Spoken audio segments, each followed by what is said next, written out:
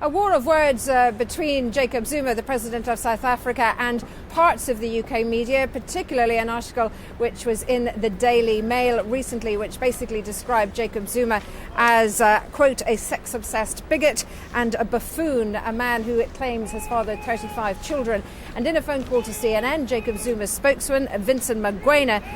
did confirm quotes that Jacob Zuma made to a South African newspaper just ahead of its visit, in which he said, essentially, and I'm quoting here, "When the British came to our country, they said everything we are doing was barbaric, was wrong, inferior in whatever way. I don't know why they're continuing thinking that their culture is more superior than others." So essentially, while the official three-day state ceremony and visit kicked off earlier this day with the Queen of England and also the Prime Minister Gordon Brown, and there will be following several days now of official events, there is this underlying current of tensions between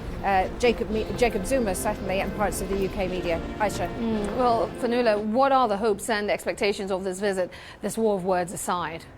Well, essentially one of the first things Jacob Zuma is doing today on the first day of his visit is visiting the family home of Oliver Tambo, the deceased ANC leader who worked in exile for 30 years to end apartheid in South Africa. There will also be talks with Gordon Brown, and they may focus on the thorny issue, well, almost certainly it will come up during their discussions, the thorny issue of sanctions against Zimbabwe, something that Jacob Zuma is in favour of suspending and Britain is not. Of course, it's a few months ahead of the World Cup, and Britain is hoping to host the World Cup in 2018, so there'll be some discussions along that line, and a visit to the Olympic